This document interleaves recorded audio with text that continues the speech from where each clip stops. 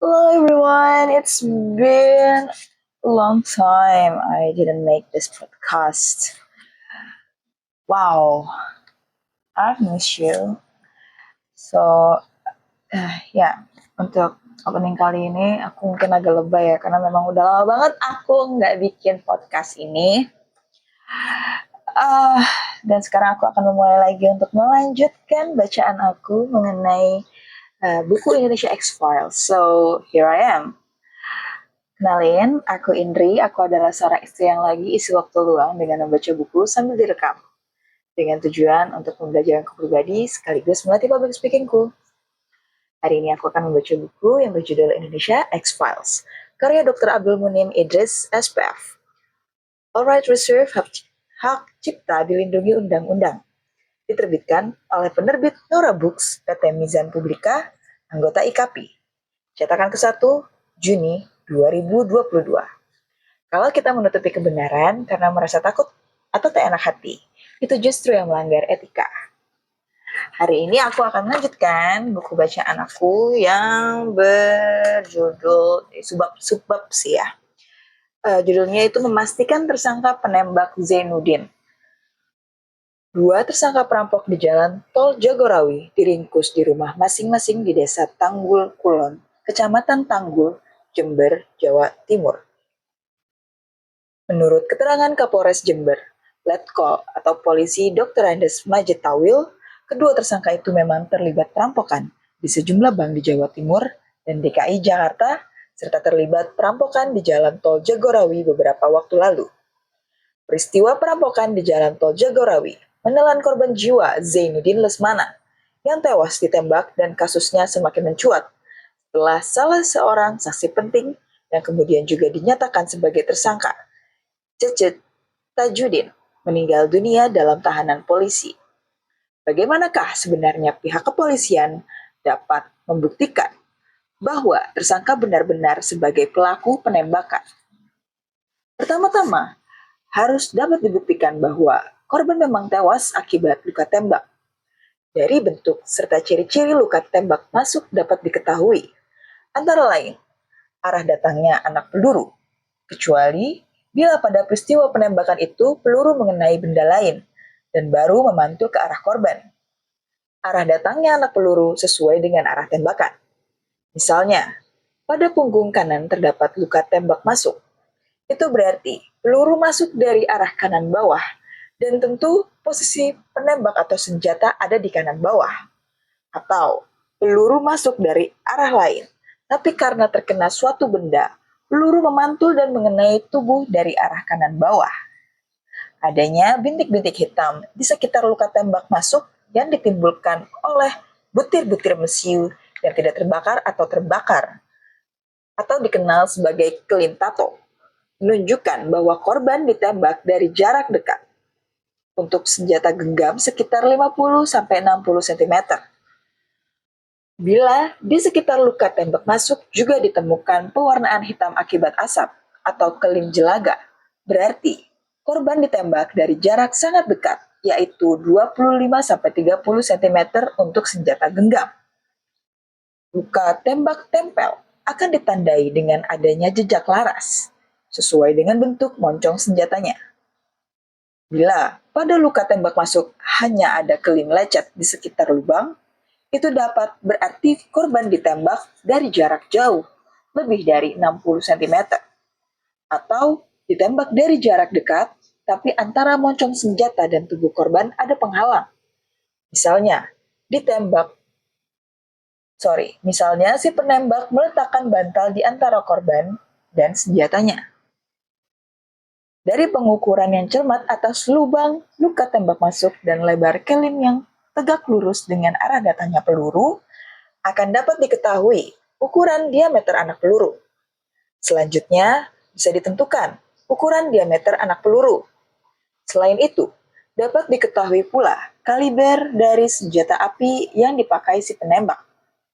Dalam dunia kriminal, senjata api yang sering digunakan untuk melakukan pembunuhan, biasanya senjata api yang larasnya mempunyai alur. Alur itu dapat memutar ke arah kiri atau jenis Colt, atau ke arah kanan jenis Smith & Wesson. Alur itu akan memberikan jejak yang sama pada anak peluru yang melewati laras senjata yang bersangkutan. Dengan demikian, bila pada tubuh korban ditemukan peluru yang masih bersarang, dokter akan dapat mengetahui jenis senjata yang dipakai. Dari peluru yang ditemukan dalam tubuh korban dan senjata api yang disita penyidik, dapat diketahui apakah korban ditembak oleh senjata api tersebut atau peluru itu dimuntahkan dari senjata yang lain, walaupun diameter peluru serta kaliber senjatanya sama.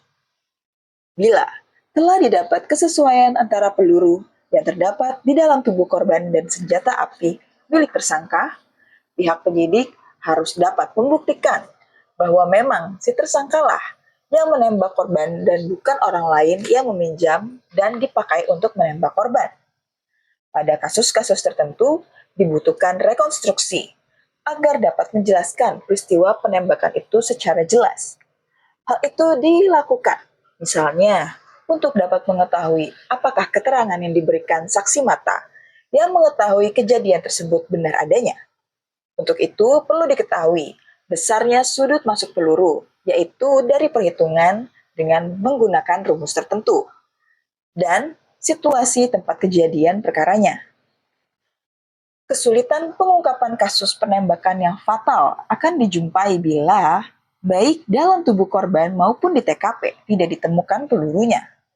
Dalam keadaan demikian, dokter yang melakukan bedah mayat atas diri korban hanya akan dapat menentukan kematian, jati diri korban, perkiraan saat kematian, arah datangnya peluru atau tembakan, dan perkiraan jarak tembak. Untuk diameter peluru hanya bersifat perkiraan, seperti lebih besar, sama, atau lebih kecil sedikit, tergantung dari keadaan tubuh korban yang berkaitan dengan perubahan pasca mati atau post-mortal. Dalam hal ini, kaku mayat atau rigor mortis. Penyidik juga akan mengalami kesulitan untuk mengungkap kasus bila senjata api yang digunakan untuk maksud kejahatan itu tidak dapat ditemukan. Tentunya, bila aparat bisa menangkap tersangka dalam kasus penembakan dan perampokan di jalan tol Jagorawi, persyaratan di atas dipenuhi. Bila tidak, bagaimana mungkin menentukan orang yang ditangkap benar-benar sebagai tersangkanya? Subjudul selanjutnya adalah menyingkap tragedi Betong Ate. 14 tahun silam, tepatnya 31 Juli 1999, pemerintah membentuk Komisi Independen Pengusutan Tindak Kekerasan di Aceh. Komisi yang terdiri atas 27 orang yang mencakup beberapa unsur: Komnas HAM, LSM, lembaga pendidikan, organisasi profesi, dan tokoh-tokoh masyarakat, serta pemerintah. Demikian penjelasan Muladi mengenai Kepres nomor 88 di Istana Merdeka, Jumat 30 Juli 1999. Salah satu tugas dari komisi tersebut adalah mengungkap tragedi Betong Ate. Di situ dilaporkan, telah terjadi insiden berdarah, penembakan yang menelan korban jiwa sebanyak 53 orang. Senin, 23 Juli 1999. Sementara itu, Kontras mencatat 100 korban tewas dalam tragedi tersebut. Seperti yang telah penulis sampaikan pada harian Republika mengenai tragedi ini. Mengacu pada pernyataan Amnesty International bahwa sepertiga dari negara-negara yang terhimpun dalam PBB ternyata masih mempraktikkan pelbagai bentuk penyiksaan yang menyebabkan para korbannya cacat, baik secara fisik maupun mental, bahkan sampai kematian. Dalam mengantisipasi keadaan tersebut, sebagai salah satu bentuk kepedulian, para ahli kedokteran forensik membentuk badan The Medical Foundation for the Treatment of Victims of Torture and Committee of Concerned Forensic Scientists, atau CCFS. Dengan demikian, para dokter ahli forensik tidak hanya melayani pemeriksaan para korban dari pelbagai tindakan pidana seperti kasus pembunuhan, penganiayaan, kejahatan seksual, serta penyalahgunaan obat terlarang saja, tetapi juga memberikan pelayanan dalam bentuk pemeriksaan forensik atas para korban yang diduga atau patut diduga sebagai akibat dari adanya pelanggaran HAM.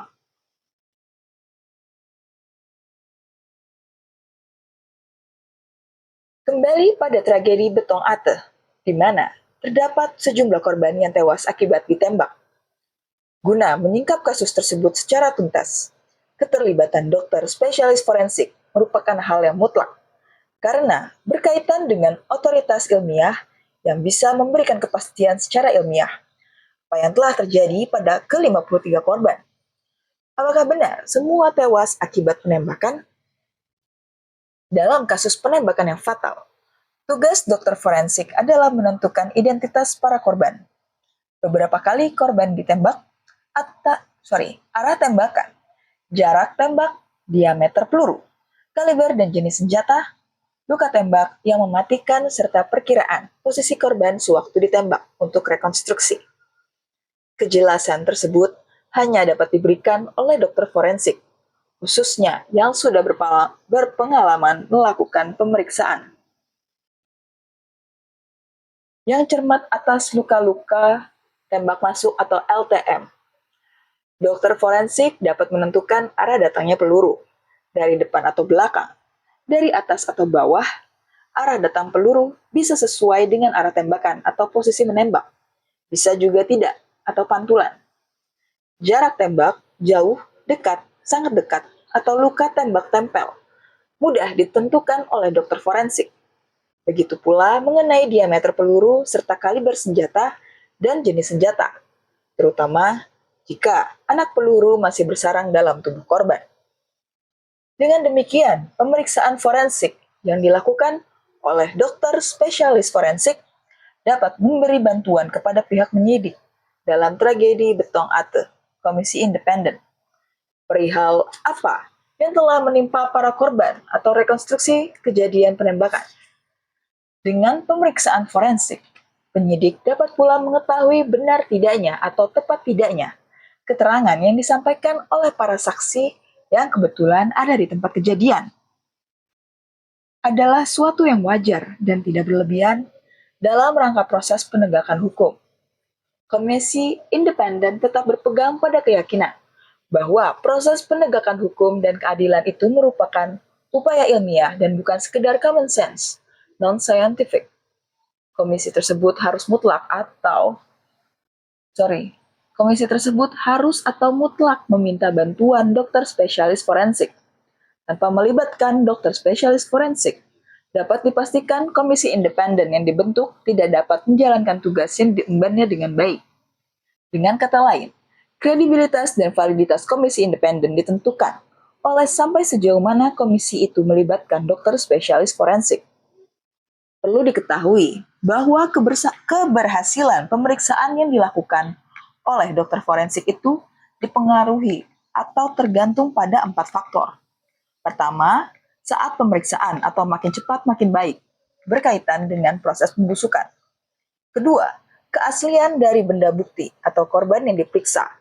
Apakah masih sesuai dengan kondisi korban sewaktu ditembak atau telah dimanipulasi.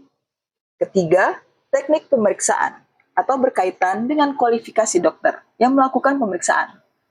Keempat, koordinasi dari berbagai pihak yang terkait, antara lain saling memberi keterangan atau masukan yang berhubungan dengan kasus. Dari kepingan-kepingan informasi tersebut, dapat disusun bangunan kejadian yang sebenarnya.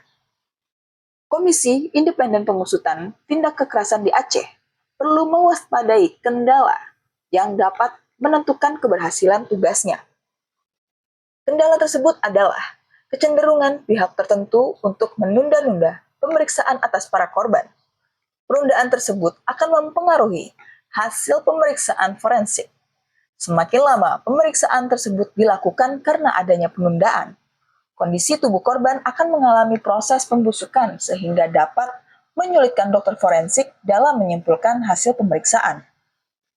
Penundaan pemeriksaan atas korban, pelanggaran HAM, baik yang menderita perlukaan atau penganiayaan, kejahatan seksual, maupun korban yang meninggal dunia, bukanlah merupakan hal luar biasa.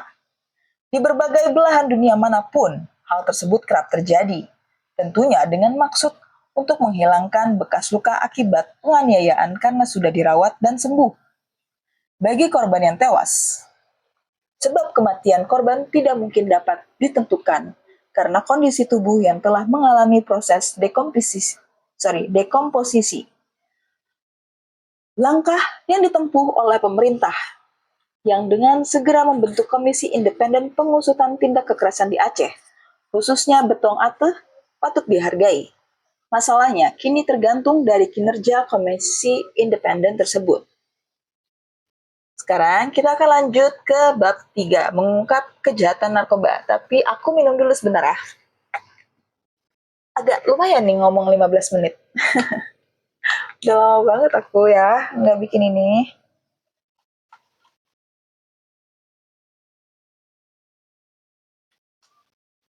Oke, sekarang kita lanjut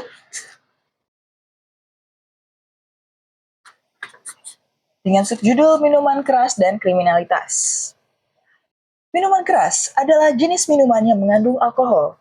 Jadi, membicarakan minuman keras sama saja dengan membicarakan alkohol, tanpa membeda-bedakan berapa banyak kandungan atau kadar alkohol yang terdapat dalam minuman itu. Sampai seberapa besar dampak minuman keras, baik bagi diri sendiri, orang lain, atau bagi masyarakat sehingga dipandang perlu membuat peraturan atau perundang-undangan yang berkaitan dengan minuman keras. Dalam kaitannya dengan sikap agresif terhadap orang lain yang dapat terjadi pada pecandu alkohol, perlu dibedakan adanya dua kelompok. Pertama, berapa banyak pecandu alkohol yang melakukan perbuatan kriminal? Kedua, berapa banyak di antara para pelanggar hukum yang merupakan pecandu alkohol?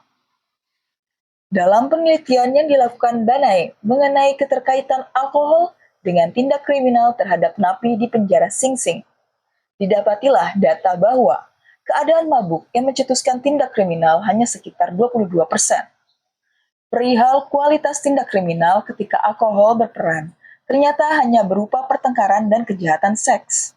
Kemudian, Banai menyimpulkan, pengaruh alkohol terhadap kriminalitas hanya terdapat pada jenis kejahatan yang berkualitas rendah. Pada jenis kejahatan berkualitas tinggi, perannya hanya sedikit. Memang, kejahatan yang dilakukan melalui proses perencanaan yang matang hanya dapat dilakukan orang-orang sehat. Mana mungkin seorang pemabuk dapat merencanakan pembobolan bank atau penyelundupan ekstasi dalam jumlah besar? Dalam kasus pembunuhan, berdasarkan penelitian itu, alkohol berperan pada lebih 60% kasus. Dengan demikian, tindakan razia terhadap minuman keras, terutama di tempat-tempat umum, merupakan upaya polisi untuk mengurangi korban pembunuhan, penganiayaan, atau tindakan kekerasan lain. Itu harus didukung semua pihak. Khusus masalah kenakalan remaja, minuman keras mempunyai arti tersendiri. Kenakalan remaja akan banyak dijumpai pada keluarga-keluarga orang tuanya pemabuk. Pengaruh alkohol dalam setiap peristiwa kecelakaan lalu lintas dan kecelakaan pesawat udara sudah lama diketahui dan diakui. Dikatakan bahwa peran alkohol terjadi pada lebih 40% kasus kecelakaan transportasi. Tidak mengherankan bila di negara maju ada ketentuan hukum yang mengatur seberapa besar kadar alkohol dalam darah seorang pengemudi yang masih diperkenankan. Besarnya angka itu tentunya disesuaikan dengan kebiasaan penduduk setempat. Ada negara yang memberi batas 50 mg persen, 80 mg persen, bahkan 150 mg persen. Di Indonesia, ternyata angka pembatasan itu tidak ada. Sebenarnya apa yang terjadi pada diri seorang setelah minum minuman keras? Pada awalnya, ketika kadar alkohol dalam darah masih rendah, orang akan merasa nyaman dan mudah terangsang. Bila alkohol yang diminum semakin banyak, sehingga kadar alkohol dalam darah mencapai 30-50 mg per 100 mm darah, kontrol terhadap dirinya mulai hilang. Demikian pula dengan kemampuan untuk melakukan penilaian, misalnya untuk membedakan baik buruknya suatu perbuatan. Dalam kasus kecelakaan lalu lintas, kecelakaan dapat terjadi karena kemampuan mengendalikan kendaraannya terganggu. Mengapa di setiap klub malam, diskotek, bar, dan sejenisnya, minuman keras merupakan menu pokok? Tentunya mudah dimengerti. Hilangnya kontrol diri tidak bisa lagi membedakan baik atau buruknya suatu tindakan. atau menyebabkan si peminum tidak sungkan lagi. Misalnya, mengajak atau diajak wanita yang ada di situ untuk melakukan hubungan seksual. Padahal, bila kesadarannya tidak di bawah pengaruh alkohol, hal tersebut tidak akan dilakukannya. Perempuan yang sesungguhnya tidak cantik dan tidak sensual akan tampak sebaliknya di mata orang yang terpengaruh alkohol. Dampak yang demikian sudah sangat dimaklumi para pengelola tempat-tempat hiburan. Kematian karena minuman keras terjadi bila kadar alkohol dalam darah mencapai 30-450 mg per sen. Kematian akan lebih dipermudah lagi bila korban telah mencampurnya dengan obat-obatan terlarang, termasuk psikotropika. Kematian biasanya terjadi karena adanya kelumpuhan pada pusat otak yang mengatur kerja jantung dan paru-paru. Selain sikap agresif terhadap orang lain, alkohol ternyata dapat menimbulkan sikap agresif terhadap diri sendiri. Contoh yang paling baik untuk hal itu adalah segala tindakan atau perbuatan yang menjurus ke arah percobaan bunuh diri. Dikatakan peran alkohol pada peristiwa bunuh diri mencapai angka 40%. Bunuh diri terjadi karena si pecandu alkohol kehilangan kedudukan atau mata pencarian, merasa sunyi, terisolasi dari masyarakat. Rasa kesepian dan hidup menyendiri itu sering diakhiri dengan tindakan bunuh diri. Besarnya dampak negatif yang dapat terjadi pada seseorang yang meminum minuman keras tentu tergantung pula pada kandungan alkoholnya. Whisky mengandung 40% alkohol, brandy 45%, rum 50-60%, gin 40%, anggur 10-15%, sedangkan bir hanya 2-6%. Kecanduan minuman keras dapat terjadi karena alkohol menimbulkan ketagihan dan ketergantungan. Melihat dampak negatif dari minuman keras dan mudah serta murahnya harga minuman keras bila dibandingkan dengan morfin, heroin, ganja, atau ekstasi, sebenarnya minuman yang mengandung alkohol haruslah lebih diwaspadai. Selanjutnya akan kita baca nanti lagi ya, karena udah lumayan lama nih aku baca. Agak kering mulut. So, terima kasih yang sudah mendengarkan sampai sekarang dan mohon maaf baru baca lagi. Semoga kalian sehat-sehat terus dan tetap waras. Terima kasih. Bye-bye.